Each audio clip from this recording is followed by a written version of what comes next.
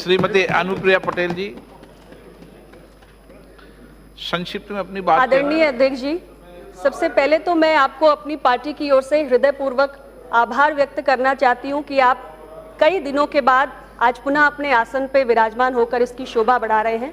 पिछले दिनों हमें आपकी कमी बहुत महसूस हुई और हम सभी जानते हैं कि सदन में गतिरोध ऐसे भयानक स्तर पर पहुंचा कि आपको उससे पीड़ा हुई और आपने सदन में उपस्थित न रहने का निर्णय किया। लेकिन आपके न रहने से हम सब ने सदन में उस अधूरेपन को महसूस किया है और आज सभी पार्टियां, चाहे सत्ता पक्ष की हो या विपक्ष की हो, सभी प्रसन्नचित्त हैं कि आप पुनः अपने आसन पर विराजमान हुए हैं।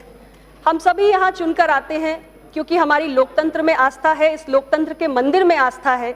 जनहित के कार्य करने के लिए आते हैं, सार्थक चर्चाएं करने के लिए आते हैं और इसके साथ ही इस लोकतंत्र के मंदिर की गरिमा को, इसकी मर्यादा को बनाए रखना भी हमारा नैतिक कर्तव्य है।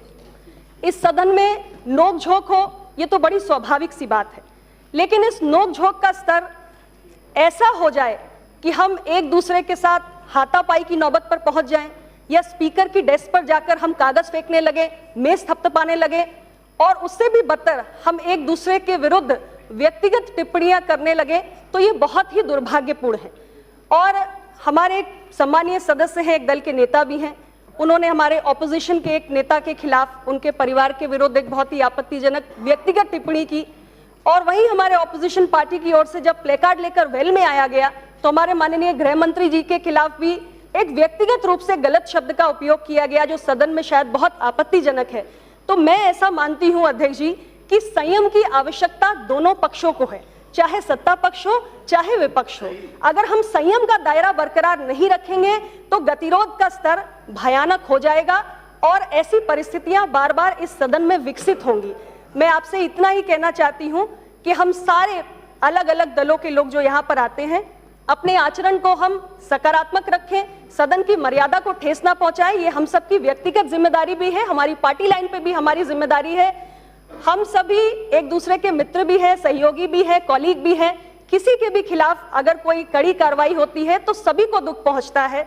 मैं आपसे सिर्फ इतना ही कहना चाहती हूं अध्यक्ष महोदय कि किसी भी व्यक्ति का आचरण यदि सकारात्मक नहीं है और सदन की गरिमा को ठेस पहुंचाता है तो निश्चित रूप से कुछ ना कुछ अनुशासनात्मक कार्रवाई होनी चाहिए, लेकिन ऐसी भी ना हो कि किसी का कोई अहित हो जाए। और हम आप में बहुत आस्था रखते हैं, हमें पूरा विश्वास है कि आपके स्तर से कभी किसी का अहित नहीं होगा। मेरी पार्टी ने हमेशा, हमारी संख्या इतनी नहीं है लेकिन हम वेल में आने में यकीन नहीं रखते हैं। हमने सदैव प्रयास किया है कि सार्थक रूप से हम अपना योगदान दें और ये सदन सुचारू रूप से चले। आगे भी मेरा यही प्रयास होगा। आपका पुनः बहुत बहुत अभिनंदन, बहुत बहुत धन्यवाद।